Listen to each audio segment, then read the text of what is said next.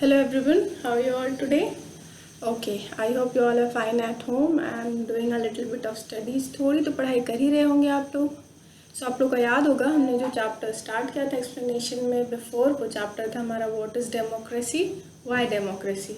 ठीक है, उसमें हमने टिल राइट टू वोट तक पढ़ा था. वहाँ तक की एक्सप्लेनेशन की थी कि एवरी इंडिविजुअल का वोट उतना ही वैल्यूएबल है जितना कि पूरी पब्लिक या पूरे ग्रुप का. ठीक है, आज हम लोग पढ़ेंगे एक next topic, rule of law and respect for right. कि रूल ऑफ लॉ का जो रूल है वो क्या होता है और हमारे राइट्स की रिस्पेक्ट करना है क्या होता है. इस क्राइटेरिया को समझाने के लिए हम एक एग्जाम्पल लेंगे. एक एग्जाम्पल से हम इस बात को समझेंगे और उस एग्जाम्पल के थ्रू ही हम अपने डेमोक्रेसी के एक और की फीचर को भी अंडरस्टैंड करेंगे. ठीक है, जो हमारा लास्ट की फीचर है कि हर गवर्नमेंट को लिमिट सेट की जाती है कॉन्स्टिट्यूशन की और उसे उसी के अंडर काम करना चाहिए और हर सिटीजन के राइट को रिस्पेक्ट करनी चाहिए. ये जो की फीचर है ये हमारा डेमोक्रेसी का सबसे लास्ट की फीचर है, जो कि ये की फीचर क्लैरिफाई करता है एक जिम्बाब्वे का केस है जिसको आज हम लोग स्टडी करेंगे. ठीक है, वो केस हमारा बताता है इस की फीचर के बारे में. ठीक है, दिस की feature of democracy can be understood in a better way.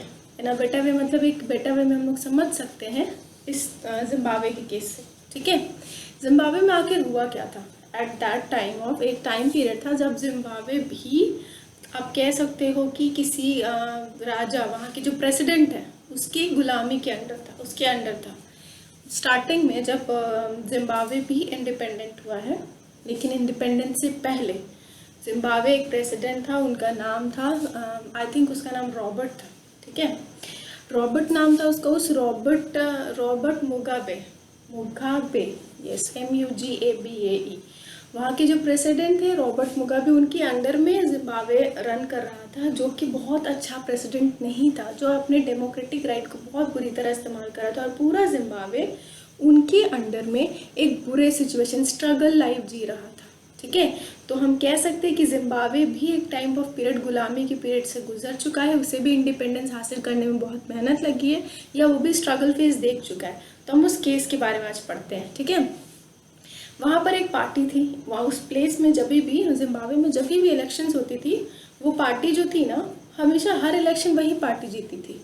यहाँ जो प्रेसिडेंट है ना रॉबर्ट मुगाबे, इसको हम लोग वाइट माइनॉरिटी होती है ना, हर जगह पे अलग अलग लोग होते हैं, जहाँ माइनॉरिटी कम्युनिटी अलग अलग होती है, मेजॉरिटी अलग अलग होती है.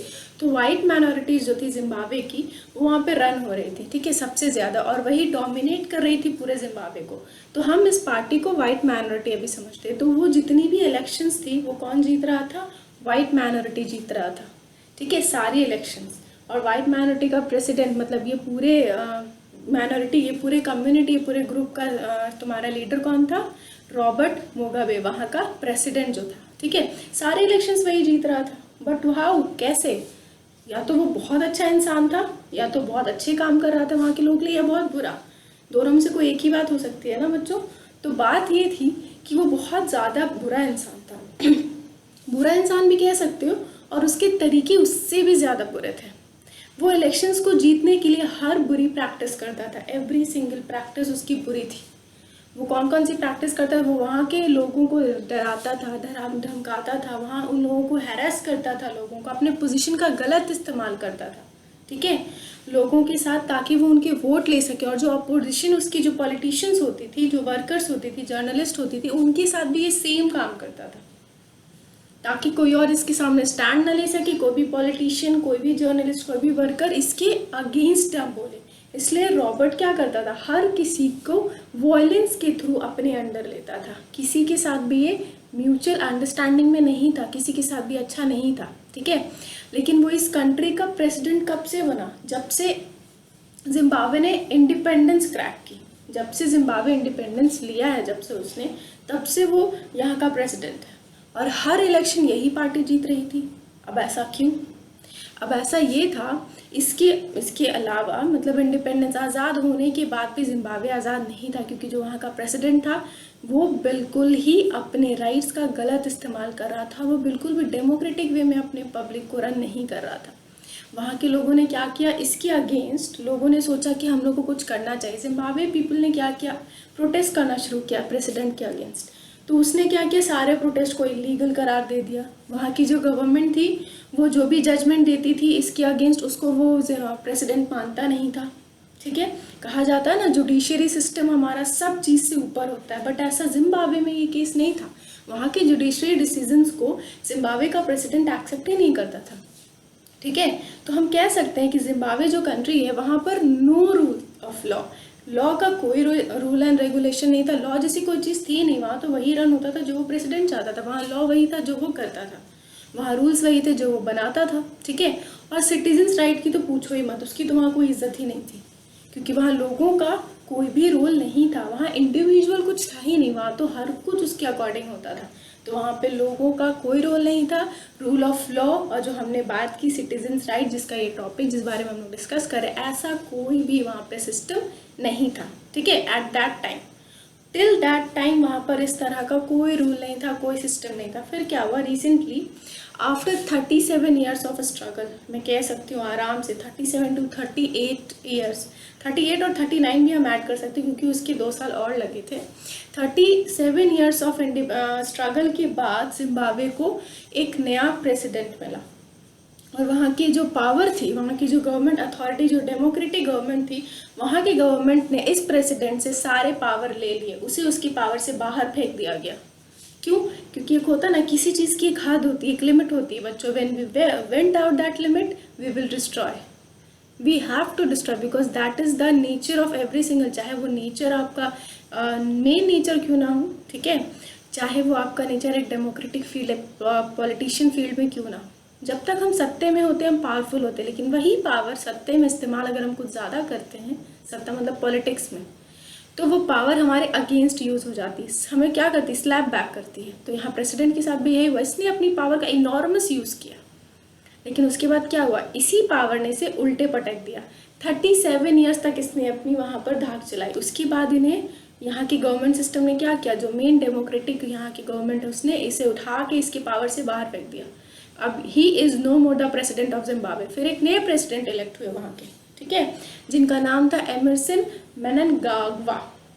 ठीक है, वहाँ उस प्रेसिडेंट जो अभी I think right now is president और not, I don't know, but वहाँ के वो न्यू प्रेसिडेंट बने जिनका नाम था एमरसन मननगागवा। ठीक है, तो उन्होंने बनने के साथ, वो प्रेसिडेंट बनने के बाद क्या होने लगा, वहाँ की पावर यूटिलाइज होने लगी। एवरी सिंगल सिटीजन को right to freedom, right to expression, right to their decision, right to vote, ये सब मिलने लगे। Respect for the citizen decision ये भी मिलने लगा। ठीक है, उसके बाद वो पूरी country according to democratic law चलने लगी, है ना। तो ये थी आपकी जिम्बाब्वे की स्टोरी। तो इससे हमें क्या पता चला बच्चों, दिस स्टोरी क्लैरिफाइज दैट एक अनदर फीचर डेमोक्रेसी का, वो क्या था कि डेमोक्रेटिक गवर्नमेंट की जो रूलर्स होते हैं उन्हें अपनी पावर में रहकर, उन्हें अपने लिमिट्स में रहकर कॉन्स्टिट्यूशनल लॉ को और सिटीजन्स राइट को देखना चाहिए, सेट करना चाहिए। उससे बाहर अगर वो कुछ करेंगे तो लॉ उन्हें उठा के बाहर फेंक देगा। क्योंकि राइट नाउ अभी भी जुडिशरी सिस्टम स्ट्रांग है, हमारा जुडिशरी सिस्टम अभी भी डिसीजंस ले सकता है। और हर जगह पे जब जुडिशरी कॉन्फ्रेंस बैठती है ना बच्चों, तो उसका डिसीजन हम कहते हैं ना, पत्थर की लकीर एक वर्ड होता है, वो हो जाता है। उसका डिसीजन हर सेकंड, हर पार्टी, एवरी पावरफुल पार्टी, फिर चाहे वो पार्टी कितनी भी स्ट्रांग हो, अपने जुडिशरी सिस्टम का, अपने जुडिशरी जो जजमेंट पास करता है उसे मानना पड़ता है। तो यहाँ पर भी इसीलिए हमारी जो लास्ट फीचर थी डेमोक्रेसी की, that democratic government rulers should set up there limits with in their constitutional law and citizens right, ये बात को उसने मान ली थी। ठीक है, तो वहाँ पे पावरफुल अब होने लगे सब कोई। ठीक है, अब वहाँ पे सभी लोग इक्वल थे, वहाँ पे गवर्नमेंट भी चल रही थी, वहाँ के लोगों के डिसीजंस भी माने जा रहे थे। ठीक है, ये तो था हमारा अभी तक का की फीचर्स जो हमने डिफाइन कर लिया रिलेटेड टू एवरी सॉर्ट। हर एग्जाम्पल लेके मैंने आपको की फीचर समझाने की पूरी कोशिश की है बच्चों। मुझे पूरी उम्मीद है, I hope that you all will understand what I am saying. Next हमारा टॉपिक है आर्ग्यूमेंट्स अगेंस्ट डेमोक्रेसी। अब तक हम लोग पढ़े थे व्हाट इज डेमोक्रेसी, अब हम लोग पढ़ेंगे व्हाई डेमोक्रेसी।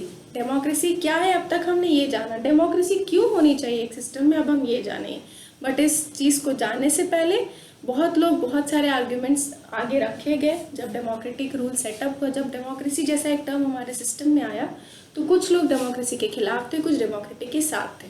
तो हम आज वही सारे पॉइंट्स जानेंगे कि उसके बाद आप लोग डिसाइड करना बच्चों why we should select democracy, with democracy आपको रहना है या विदाउट डेमोक्रेसी आपको रहना है। ओके, एंड मैं ज़रूर जानना चाहूँगी कि आपका आंसर्स क्या होने वाला है, विद डेमोक्रेसी या विदाउट डेमोक्रेसी। आज हम लोग जो पॉइंट डिस्कस करेंगे that is against democracy. Democracy क्यों नहीं होनी चाहिए, उसका सबसे पहला point, leaders keep exchanging in democracy. ठीक है, जो डेमोक्रेसी होती है उसमें लीडर्स बदलते रहते हैं और इससे क्या होता है, हमारे सिस्टम में इंस्टेबिलिटी आती है। This leads to instability. ठीक है, हमारे लीडर्स ऑब्वियसली एक टर्म होता है हर लीडर के रूल करने का, उसके बाद लीडर्स चेंज होते हैं, तो लीडर्स चेंज होते हैं तो उनके व्यूज़ उनके पॉइंट्स भी चेंज होंगे। जो अगला लीडर आएगा वो अलग तरह से काम करेगा, उसके बाद वह लीडर अलग तरह से काम करेंगे।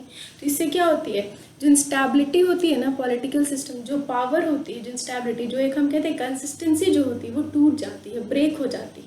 ठीक है, उनका रूट ब्रेक हो जाता है क्योंकि फिर दूसरा लीडर आएगा वो अपने हिसाब से काम करेगा, है ना। तो इंस्टेबिलिटी जो पकड़ होती है वो कमज़ोर हो जाती है। नेक्स्ट, मान के चलो क्यों हम कह रहे हैं, अगर कोई लीडर आता है उसने क्राइम पे बहुत अच्छी पकड़ रखी, उसने क्राइम, उसके आते ही क्राइम बिल्कुल ड्रॉप हो गया, उसने इतने अच्छे अच्छे मेजरमेंट्स किए, इतने अच्छे अच्छे काम किए, फिर एक टाइम पीरियड हुआ, उनका वक्त खत्म हो गया, फिर नए लीडर आए, उन्होंने क्या किया, उस चीज़ पे और वर्क नहीं किया, तो जो क्राइम की इंस्टेबिलिटी, वो जो क्राइम सेट पे जो काम कर रहे थे वो तो ब्रेक हो गया ना बच्चों। अब तो क्राइम वापस से अपनी जगह पे चला आया, तो यहाँ पे क्या हुआ, इंस्टेबिलिटी ब्रेक हुई ना, पकड़ कमज़ोर हुई, फिर चीज़ें ख़राब हो गई। तो ये एक चीज़ अगेंस्ट थी। नेक्स्ट हमारा टॉपिक क्या है, सॉरी नेक्स्ट पॉइंट, डेमोक्रेसी कहा जाता है is all about political competition का नाम दिया जाता है, पावर प्ले, खेल। ठीक है, ताकत का गेम। क्यों, क्योंकि डेमोक्रेसी हमेशा एक पॉलिटिकल कंपटीशन ही रहा है। डेमोक्रेसी में आने के लिए हर लोग कंपटीशन के वाया ही आते हैं। कोई एग्ज़ाम पास नहीं करता, कोई नीट या AIPMT का एग्ज़ाम नहीं देता, कोई JI मेंस का एग्ज़ाम नहीं देता लीडर बनने के लिए। क्या कोई किसी SSC और UPSC की तैयारी करता है कि मुझे कल को CM बनना है, मुझे ये पढ़ाई करनी? No, not at all. कौन जानता हमारे मिनिस्टर्स कितना एजुकेटेड है कितना नहीं है? नहीं है, बहुत सारे मिनिस्टर तो एजुकेशन का ई भी नहीं जानते। तो सारे डेमोक्रेसी का सेटअप बैकवर्ड क्या होता है, उनका पॉलिटिकल कंपटीशन होता है, और वो सारा का सारा जो सिस्टम वो क्या हो जाता है, ताकत का खेल बन जाता है। पावर, कौन से मिनिस्टर के पास कितनी पावर, और सभी मिनिस्टर उस हिसाब से अपने पावर का इस्तेमाल करने लगते हैं। थर्ड पॉइंट हमारा, थर्ड पॉइंट क्या है, बहुत सारे जो लोग हैं वो इसमें कंसल्ट किए जाते हैं ना डेमोक्रेसी, जिससे क्या होता है, that lead to delay. Many people consulted in a democracy that leads to delay. इस सेंटेंस का क्या मतलब है बच्चों, जब कोई भी एक लॉ या पॉलिसी पास होने वाली होती है या पास होने को रहती है, तो उसके लिए कभी भी हमारे डेमोक्रेसी में कोई भी डिसीजन बिना लंबे चौड़े कॉन्फ्रेंस के, बिना जूरी मेंबर के, बिना 10 आदमी के बात किए नहीं की जाती। ऐसा जूरी मेंबर सेट होता है, ऐसा कॉन्फ्रेंस होता है, ऐसे लोगों को बुलाया जाता है, उन सब के बारे में पूछा जाता है, सबसे बात किया जाता है। एक लंबी चौड़ी कॉन्फ्रेंस डे बाय डे चलती रहती है। एक मेजॉरिटी का डिसीजन होता है और वो उसके बेसिस पे बिल पास होगा कि नहीं होगा, ऐसा लिया बात, ऐसा रिजल्ट पास होता है। तो इसमें क्या होता है, अगर कोई काम होने को आज है तो उसको ये लोग फाइनल पे लाते अगर 2016 में शुरू हुआ तो वो जाके 2020 में कवर अप करेगा, तो डिले हुआ ना। क्यों, क्योंकि कोई भी गवर्नमेंट सिस्टम को इतनी पावर नहीं कि अगर कोई पॉलिसी काम की है हमारे सिस्टम के लिए, हमारे आगे की, आपको कह सकते हो कि पब्लिक के लिए, तो उसको तुरंत, even the CM and the PM doesn't have that power. उन्हें भी किसी भी पॉलिसी को पास करने के लिए conference, jury member, majority case, minority case, इन सब को डिस्कस करके कोई भी पॉलिसी पास करनी होती है। तो जो काम जल्दी होना चाहिए उसमें डिले होता है, हर काम में डिले होता है। तो ये भी एक अगेंस्ट हुआ। फोर्थ पॉइंट क्या है बच्चों, फोर्थ पॉइंट क्या है, जो इलेक्टेड लीडर्स होते हैं ना, ठीक है, जो भी लीडर्स इलेक्ट होते हैं उन्हें लोगों के लिए बेहतर क्या है, उनका सबसे बेस्ट इंटरेस्ट क्या है, ये पता नहीं होता। और इससे क्या होता है, गलत डिसीजंस लेने की पॉसिबिलिटी बहुत बढ़ जाती है। मान के चलो 5 साल तक जो लीडर रहा वो पब्लिक के बीच में रहा, उसे बहुत अच्छे से पता चल गया कि पब्लिक को क्या चाहिए, उनकी ज़रूरतें क्या, व्हाट दे एक्चुअली वांट, उन्हें हम कैसे सही रख सकते हैं, कैसे सक्सेसफुल बना सकते हैं, कैसे लिटरेसी रेट बढ़ा सकते हैं, वो हमारे नीड इंटरेस्ट को जान गया। बट उसका टाइम पीरियड ख़त्म हो गया, फिर नया लीडर आया, तो नया लीडर हमें नहीं जानता, वो हमारे बारे में कुछ नहीं जानता, वो अपनी पब्लिक को बिल्कुल भी नहीं जानता। तो वो जो भी डिसीजन लेगा वो हमारे अकॉर्डिंग नहीं होगा, उसकी अकॉर्डिंग होगा, according to the political set, political ethics की वजह से। जो पॉलिटिकल एथिक्स होंगे, जो पॉलिटिकल प्रिंसिपल्स होंगे, वो उसके अकॉर्डिंग अपने डिसीजंस लेगा। तो इससे क्या होता है, गलत डिसीजन लेने की पॉसिबिलिटी बढ़ जाती है। ठीक है, ये एक बात हुई। ठीक है, फिफ्थ पॉइंट हमारा क्या है, जो डेमोक्रेसी होती है हमारी, डेमोक्रेसी क्या करती है ना, करप्शन को बढ़ावा देती है। क्यों? क्योंकि हर कंपटीशन इलेक्टोरल बेस पे होता है, इलेक्टोरल बेस्ड पे होता है। मैंने आपको आपको नहीं, अभी आप लोग 10th क्लास में पढ़ोगे पावर शेयरिंग, प्रूडेंटियल एंड मॉरल, उसमें आपको ये बात समझ आएगी। यहाँ कहा जा रहा है कि डेमोक्रेसी करप्शन को बढ़ावा देता है, बुरी चीज़ों को बढ़ावा, करप्ट करता है सिस्टम को। क्यों? क्योंकि इसका बेस जो होता है वो इलेक्टोरल कंपटीशन के ऊपर ही जमा होता है। अब मैं इस चीज़ को आपको एक्सप्लेन करती हूँ बच्चों, why democracy leads to corruption. इसलिए क्योंकि जब भी कोई इलेक्शन होता है बच्चों, जब भी कोई लीडर चुना जाता है तो वो इस बेसिस पे नहीं चुना जाता कि वो कितना पढ़ा लिखा है कितना नहीं, या कोई भी लीडर जीतने के लिए कोई भी सेकंड मेथड अपनाने को तैयार होता है, क्योंकि उसे जीतना, उसे वो सीट चाहिए। Now power is the big devil, क्योंकि ताकत ना बहुत चीज़ों को चेंज कर देती है, इंसान की इंस्टेबिलिटी, इंसान की मेंटालिटी बदल सकती है। क्या कभी किसी भी लीडर को इस बेसिस पे, क्या कभी किसी भी लीडर ने कोई काम करने पर ये सोचा अच्छा इससे लोगों का, या इससे वो लीडर जो है ना, जो उसकी ऑपोजिशन में जो लीडर है उसकी सेहत खराब हो जाएगी, या उसके लिए अच्छा नहीं होगा, या उसकी लाइफ जो है वो खतरे में आ सकती है, ऐसा कोई लीडर नहीं सोचता। तो मॉरलिटी पे कुछ है ही नहीं, मॉरल वैल्यूज़ कहीं पर है ही नहीं। हर जगह क्या है, इलेक्टोरल कंपटीशन है, हर जगह लोग एक दूसरे से जीतना चाहते हैं। डेमोक्रेसी में कोई किसी के बारे में सोचता नहीं, एक लीडर दूसरे लीडर के बारे में तो कतई नहीं सोचेगा। उसे क्या चाहिए, उसे सिर्फ जीतना है, इसलिए वो सिर्फ उसी के बारे में सोचेगा। मॉरलिटी क्या है, मोरल वैल्यूज़ क्या है, उसके लिए कुछ बेनिफिटेड है कि नहीं, उसके ऑपोजिशन को क्या नुकसान हो रहा है, उससे पब्लिक को क्या नुकसान हो रहा है, ये सब उसके पल्ले नहीं पड़ेगा एट दैट पॉइंट, क्योंकि उसके सर पे पावर है, पावर सवार है। मैं अगर CM PM बन गया, या मैं किसी छोटा सा म्यूनसिपल कॉर्पोरेशन का भी मिनिस्टर बन गया, जो आज तक कुछ नहीं था, कल को म्यूनसिपल कॉर्पोरेशन का मिनिस्टर बन गया, तो उसके पास पावर तो आई ना, वो 10 लोगों को तो डोमिनेट कर सकता है। इसीलिए कहा जाता है कि डेमोक्रेसी करप्शन को लीड करती है। वो अच्छा इंसान है कि बुरा कोई नहीं जानता, ठीक है। सिक्स पॉइंट हमारा, 6 पॉइंट क्या है, 6 पॉइंट ये है कि जब हम इलेक्शन में किसी भी लीडर को इलेक्ट करते हैं बच्चों, तो ऑर्डिनरी पीपल जो होते हैं ना, उन्हें नहीं पता होता कि उनके लिए क्या बेटर है क्या नहीं, क्या अच्छा है क्या बुरा, उन्हें नहीं पता होता। इसीलिए ये कहा गया कि उनके लिए क्या अच्छा है क्या बुरा ये उन्हें नहीं पता, इसीलिए ये डिसीजन उन्हें नहीं लेना चाहिए। This decision should not be taken by them, या उन्हें डिसाइड नहीं करना चाहिए। अब ये क्यों, मैं बताती हूँ। जब भी कोई इलेक्शन होता है तो लोग जाते हैं वोट देने के लिए, ठीक है। कोई आडवाणी को, कोई शिबू सोरेन को, कोई मोदी साहब को, कोई समझ लो योगी जी को, तो कोई केजरीवाल को, सब आ गए एक लाइन में, लोगों ने जाके अपने अकॉर्डिंगली वोट। कोई भी इस बेसिस पे वोट नहीं देता बच्चों कि उनके लिए बेटर क्या है, क्योंकि तब तक किसी को कुछ पता नहीं, कोई स्टडी नहीं करता, ना ही कोई करना चाहता है। आज के टाइम पे तो बिल्कुल भी नहीं। आज के टाइम में पता है इलेक्शन पे वोट डालने का सबसे फर्स्ट मुद्दा क्या हो गया, सबसे पहला कास्टिज्म। रिलीजियस वाइज लोग आजकल वोट करने लगे हैं, कास्ट वाइज लोग वोट करने लगे हैं, ठीक है। मॉरल वैल्यूज़ पे, एजुकेशन पे उनके लिए बेटर है कि नहीं, ये सब क्वालिटीज़ तो छोड़ ही दो, लोगों के दिमाग में आते ही नहीं है।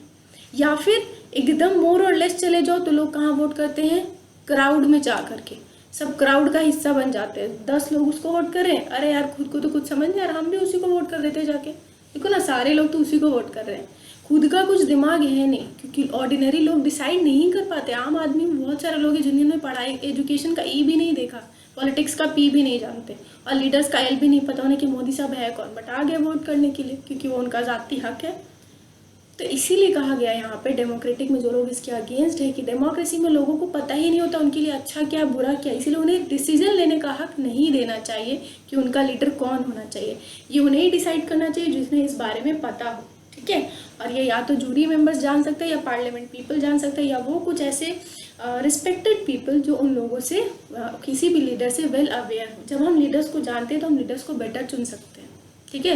क्योंकि हर दूसरा लीडर कभी भी 5 या 6 साल में जो बदल कर आता है अपने टाइम पे, हमारे लिए नया होता है, ठीक है। तो ये हो गया 6 पॉइंट। 7 पॉइंट हमारा डेमोक्रेसी में क्या है, डेमोक्रेसी बहुत फ्रीक्वेंट चेंजेस करती है लीडरशिप में, ठीक है।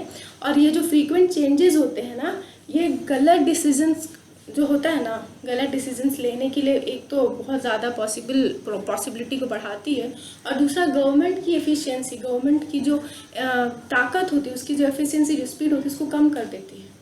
कैसे, मैं बताती हूँ कैसे। अगर डेमोक्रेसी में कभी कोई आया, कोई नया लीडर आया, मान लो किसी टाइम पीरियड के बाद लीडर चेंज हुआ, उसके काम करने का तरीका अलग है बच्चों। वो बहुत डिसिप्लिन में, बहुत मैनर्ड में, बहुत अच्छे से अपने सिस्टम को चला। जो सेकेंड लीडर आया उसने उनके सारे तरीके को बदल दिया, फ्रीक्वेंट चेंज कर दिया। और वो जो चेंज लाए उससे वो जो फैसला ले रहे हैं वो सही है कि नहीं, इसका क्या गारंटी है? वो गलत पे, वो बैड डिसीजन का हो सकता है, या सेटअप एक गलत डिसीजन का बन सकता है। वो एक बेस बन सकता है, एक पूरा पोडियम बन सकता है गलत डिसीजन लेने का। ठीक है, और इसकी वजह से क्या होगी, पूरी गवर्नमेंट जो भी एक इफेक्टिव वे में चल रही थी, जो इसकी एफिशिएंसी बहुत अच्छी थी, जो बहुत स्पीड में बहुत अच्छे वे में काम कर रही थी, क्वांटिटी और क्वालिटी दोनों दे रही थी, अब एक नया आदमी आ गया उसको लीड करने के लिए, और उसने क्या किया, इस इंस्टेबिलिटी को ब्रेक कर दिया। अब वहाँ पर क्या होने लगा, अब क्वांटिटी और क्वालिटी बहुत दूर की बात, अब हमें ये भी नहीं पता कि हम जो लीडरशिप का जो बात मान रहे हैं वो उनके लिए कितना अच्छा कितना बुरा है। तो यहाँ पे क्या हो, गवर्नमेंट की इफिशियंसी ब्रेक हो गई, स्पीड कम हो जाता है लोगों का। शायद वो बहुत सारे लोग जो गवर्नमेंट में हैं, जो साथ में जुड़े हुए हैं, उनमें से कुछ को बोले रिज़ाइन करने के लिए, क्योंकि शायद वो उनके साथ काम ना करना चाहता हो, क्योंकि वो तो ऐसा बोल ही सकता है, वो जो चाहे कर सकता है। At that point of time उनके पास पावर है और वो उसे निकाल सकते हैं, सस्पेंड कर सकते हैं।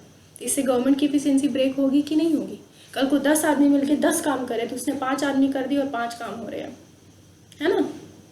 एक पॉइंट, सबसे लास्ट पॉइंट हमारा, ठीक है, जो मुझे बहुत इंटरेस्टिंग लगता है, आई होप आप लोगों को भी बहुत इंटरेस्टिंग लगे।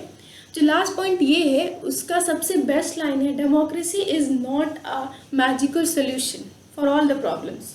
अब इस लाइन को अच्छे से एक्सप्लेन करती हूँ। कहने का मतलब है कि डेमोक्रेसी जो एक वर्ड है, डेमोक्रेसी जो एक सिस्टम बन चुका है, जो एक पूरा का पूरा लाइन है, a government set up by the government by the people for the people to the people, है ना। ये जो लाइन और ये जो सेंटेंस है, कितनी % गवर्नमेंट इसे फॉलो करती है? मुझे लगता है 0.5% भी नहीं। बाय द पीपल कह सकते हो, for the people to the people no ways, ऐसा होता ही नहीं है। डेमोक्रेसी हर चीज़ का रामबाण इलाज नहीं है। बस कुछ भी हुआ वहाँ पे डेमोक्रेसी का ठप्पा लगा दिया और बस चीज़ें ठीक हो गई। कोई भी चीज़ें पे कॉन्फ्लिक्ट हुआ, कहीं भी कुछ बर्बाद हो, वहाँ पे डेमोक्रेसी वाला एक कोई भी डिसीजन डाल दो, अच्छा ये तो डेमोक्रेटिक डिसीजन था, बस चीज़ें ठीक हो गई। नो, नॉट एट ऑल, ऐसा नहीं होता हर बार। अगर आप डेमोक्रेसी लेकर आए हो ना, तो जो लीडर्स ला रहे उसको भी डेमोक्रेटिकली नेचर वाइज लेकर के आओ, तब डेमोक्रेसी फीड होगी, वरना अब तक तो नहीं होने वाली। तो क्या होता है ना, ये इसलिए मैं कह रही हूँ क्योंकि डेमोक्रेसी हर चीज़ का रामबाण इलाज नहीं है। इसलिए क्योंकि अगर ऐसा होता ना बच्चों, हर चीज़ का प्रॉब्लम का सोल्यूशन अगर डेमोक्रेसी होता हमारे सिस्टम में, तो जो हमारी एग्जांपल, जो हमारी गरीबी है ना इस दुनिया में, इंडिया में या इंडिया के बाहर पूरे वर्ल्ड की जो पॉवर्टी लाइन है, वो सबसे पहले कम होती। लेकिन आज अगर आप चारों तरफ देखोगे तो कोई चीज़ अगर सबसे ज़्यादा बढ़ी हुई है, सबसे ज़्यादा तादाद में है, तो वो है आपकी पॉवर्टी, गरीब लोग, बेसहारा लोग, जिनके पास खाने के लिए भी नहीं, पढ़ने के लिए तो बहुत दूर की बात। वैसे लोग आपको दिखेंगे। वाई? बिकॉज डेमोक्रेसी उनके ऊपर लागू नहीं होती। क्या वो सिटीजन नहीं है इंडिया के? क्या वो सिटीजन नहीं, वर्ल्ड सिटीजन का टैग वो होल्ड नहीं करते? क्यों ऐसा है? क्योंकि जो लोग हैं ना, जितने भी लोग हैं जो हमारे चारों तरफ है, या जो हमारे लीडर्स हैं, जो हमारे लोग जो उन्हें चुनते हैं, डेमोक्रेसी ये इंश्योर तो कर लेती है कि हर इंसान अपने राइट को यूज़ करे, या हर इंसान को उनका डिसीजन लेने का हक हो। ठीक है, मान लिया मैंने कि हमें डेमोक्रेसी ये हक देती है, लेकिन क्या ये डेमोक्रेसी ये गारंटी देती है कि जो डिसीजन हम ले रहे हैं, जो डिसीजन लोग ले रहे हैं, वो उनके लिए बेहतर है? क्यों? क्या जिस लीडर को हम चुनते हैं वो आगे चल के हमारे लिए सब कुछ बेहतर करता है? हमने डिसीजन लिया एक लीडर को चुनने का, हमने उस लीडर को चुन लिया, वो हमारे लिए अच्छा कर रहा है कि नहीं, इसकी गारंटी कौन देगा? वही डेमोक्रेटिक सिस्टम ही देगा ना। लेकिन सिस्टम तो डेमोक्रेटिक वे में चल ही नहीं रहा, तो वो गारंटी कैसे दे सकता है? और इसलिए भी मैं कह रही हूँ कि लोग गारंटी नहीं, मतलब वो डेमोक्रेटिक जो सिस्टम वो गारंटी नहीं दे सकता। लोगों से गलतियाँ होती हैं, लोग गलतियाँ कर जाते हैं। हो सकता है हमने लीडर को चुनने में गलतियाँ, कभी कभी ब्लंडर मिस्टेक्स होती है लोगों से, बिकॉज वी आर पीपल, हम गलतियाँ कर रहे हैं। हम लोग, हर दूसरा इंसान गलती करेगा, ब्लंडर मिस्टेक्स हो जाती है। हम सब ब्लंडर मिस्टेक्स कहाँ होती है? अपने लीडर को चुनने में, जो हमारी दुनिया का कुछ साल तक शासन करने वाला है, जिसके अंडर हम लोग रहने वाले, जो हमारे सिस्टम को चेंज भी कर सकता है, उलट पुलट भी सकता है, जो चाहे किसी चीज़ को बहुत बढ़ा सकता है, जो चाहे किसी चीज़ को बहुत घटा सकता है। हम सिर्फ प्रोटेस्ट निकाल सकते हैं, रैली निकाल सकते हैं, और कुछ नहीं कर सकते। क्यों? Because we are powerless in front of him. जो पावर उसके पास है वो पावर हमारे पास नहीं है। इसीलिए कहा जाता है, और इसीलिए कह रही हूँ कि डेमोक्रेसी हर चीज़ का रामबाण इलाज नहीं। अगर ऐसा होता तो जो चीज़ हमारी दुनिया में सबसे ज़्यादा भी सबसे बड़ी प्रॉब्लम है पॉवर्टी, आई थिंक वो सबसे पहले सॉल्व हुई होती। बट ऐसा नहीं, हमारे मिनिस्टर्स इसके ऊपर काम नहीं कर रहे। हमारे मिनिस्टर सिर्फ इसके ऊपर काम करे कि वो अपनी पॉकेट कैसे भर सकते हैं या वो वर्ल्ड टूर पे कैसे जा सकते हैं, बस मुझे तो यही दिख रहा है। ओके ना, आगे हम नेक्स्ट क्लास में। दैट्स ऑल फॉर टुडे बच्चों। आज के लिए इतना डिस्कशन काफ़ी है और मैं चाहती हूँ कि आप इसे बहुत अच्छे से पढ़ो because it is very interesting topic और बहुत अच्छा आप लोग के अंडरस्टैंड करने के लिए। It's very good to know your system बच्चों। तो अपने सिस्टम को जानिए, इन सब स्टोरीज, इन सब सब्जेक्ट्स के द्वारा आप जान सकते हो अपने सिस्टम को कि आपका सिस्टम कैसा होना चाहिए, डिज़ायरेबल सिस्टम क्या होना चाहिए। In the next class we will be discussing democracy के फेवर में पॉइंट्स कि डेमोक्रेसी क्यों होनी चाहिए हमारे सिस्टम में। Till then don't forget to study and yes, if you have any problem ask me in that portal. I will answer your question answer as much as possible and please prepare your notes for your examination. थोड़ा बहुत पढ़ाई करते रहो बच्चों तो better होगा। Till then bye bye, see you and yes, stay home, stay safe. Don't just go out and play. That's all for today बच्चों. See you tomorrow. Thank you for listening me.